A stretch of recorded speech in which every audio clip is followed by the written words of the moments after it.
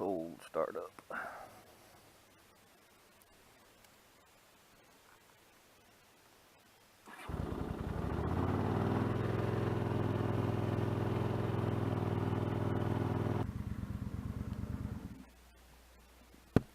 Let's see.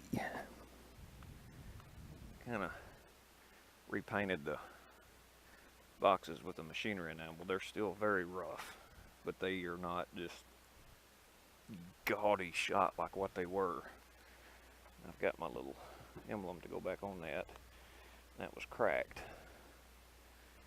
And put some little filler underneath it and big stainless steel bolts and washers.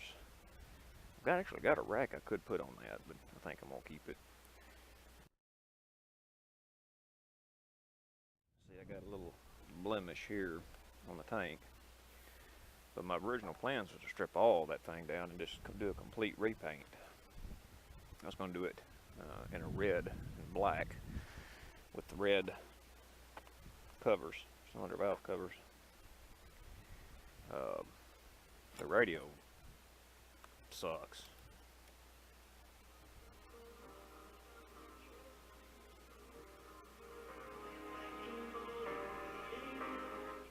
Yeah, radio just ain't much pumpkin. She sounds pretty good though.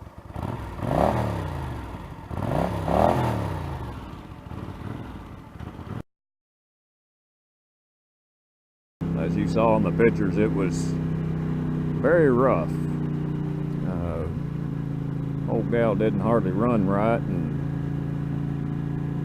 exhaust was shot. It just literally rotted in two when I took the mufflers loose from the braces back there. They was so rotted they literally just fell off.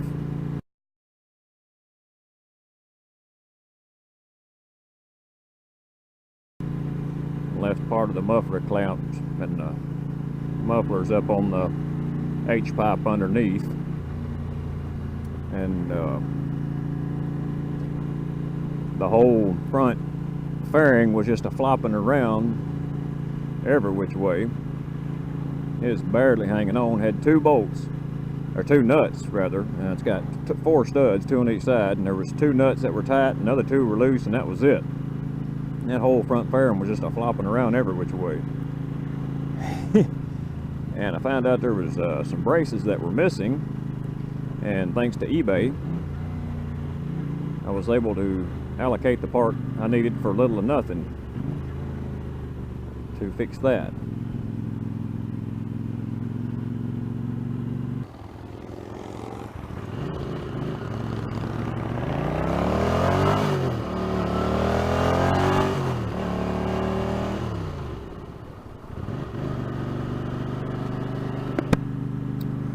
And then I had to clean the carbs. That sucked. But I got that done. And I used the M-Go pipes that I absolutely hated on the Kawasaki Vulcan because this Honda has that little H-pipe underneath. They sound fantastic on this thing.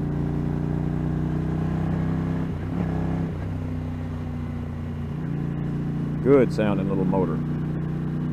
She gets up and runs good. It really don't start to pull good to about 5,000 RPM.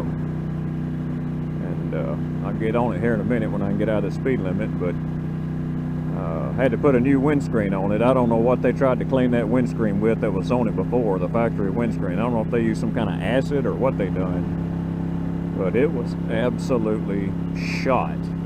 So I put a new slipstreamer windscreen on it. I did spend money on that. Had put foam grips on it. This grip over here was just missing, and the other side was that rubber, and it was just decaying and rotting in two.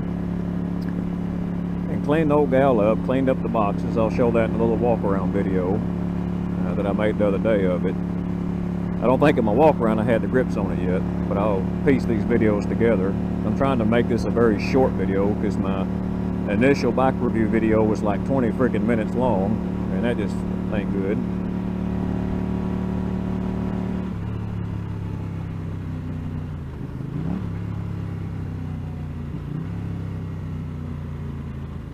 That old gal sounds good.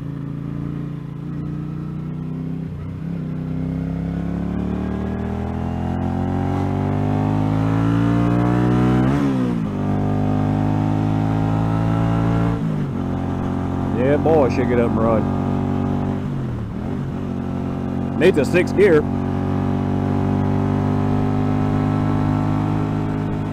70 mile an hour is running about 6,500, so 62, 63, somewhere in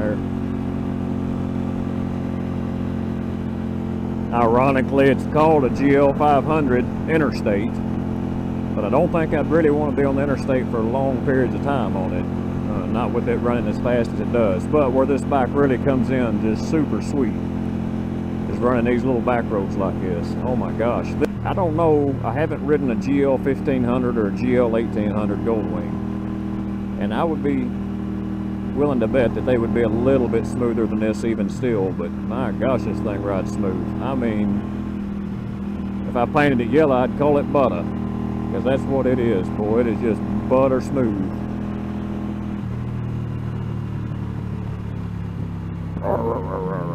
Boy, that thing sounds good.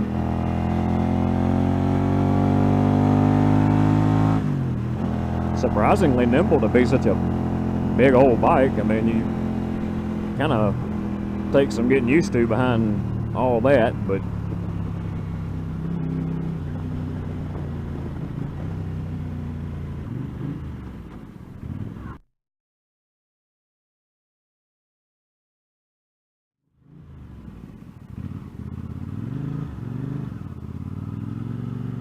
ooh, nice little U-turn.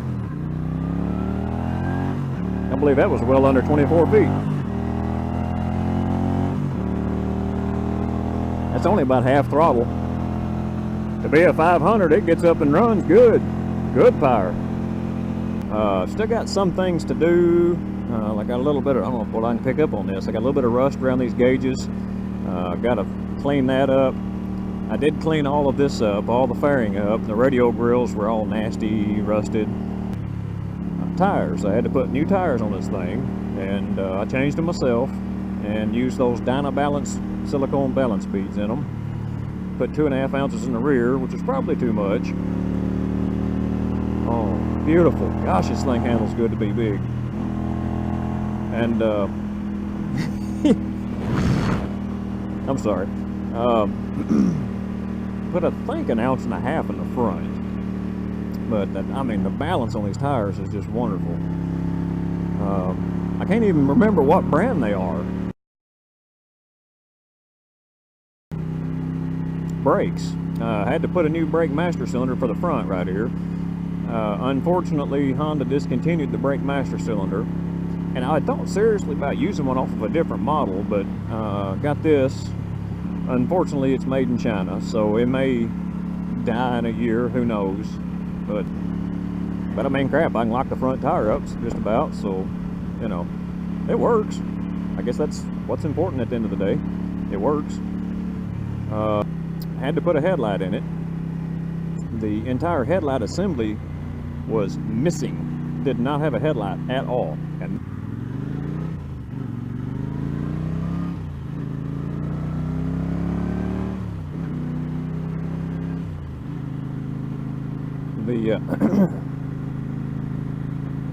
so anyway, I had to order that to make that part right. What else? Oh goodness! I added a 12-volt USB charger. That was just my choice, but I used the same exact brand, model number, marine grade, dual port USB phone charger, right there. I don't know if I can pick it up on my camera or not, but down there I put that in the fairing. Did a nice, neat, clean, beautiful install. Almost looks like it was meant to be there. And it's keyed when it shuts itself off when I turn the key off. And I added a toggle switch, on-off toggle switch here, and that is going to operate the fog lights when I get those in and installed. My wonderful little $16 fog lights that I love so much. I'm going to put them on here just like I did on the other Silverwing scooter. Mirrors. Mirrors suck. These are old MGO mirrors. Probably not for this bike. It's not the size, it's just the clarity. God, that is so incredibly smooth. Holy crap, this thing rides like a Cadillac. Ah! Don't run over me.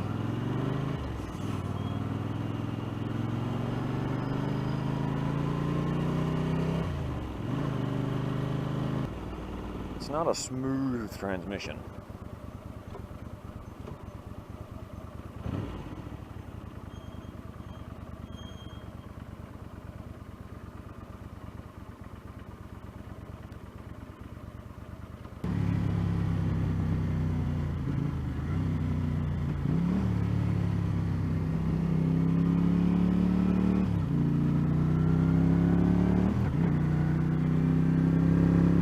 This bike really does handle well. I mean, it's not flickable, but it's not bad at all.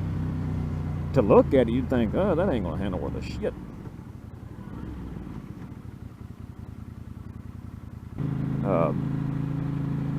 Surprisingly, the air suspension seems to hold its air pressure. At least it has for a week now. So that's really good. I got the front set on 10 and the rear set on 15, and I'm not going to say that's ideal, but you know, I haven't really played around with it and dialed it in, but I'm not going to change it because I mean, I know I can go up and go down and make it stiffer riding or softer riding, and the softer the ride gets, the more you lose on your corners and your responsiveness and all that. But I mean, right now it is very responsive and just absolutely just silky smooth. What's my word? Butter. Schmordes butter. So I mean, that seems to be the happy point right there.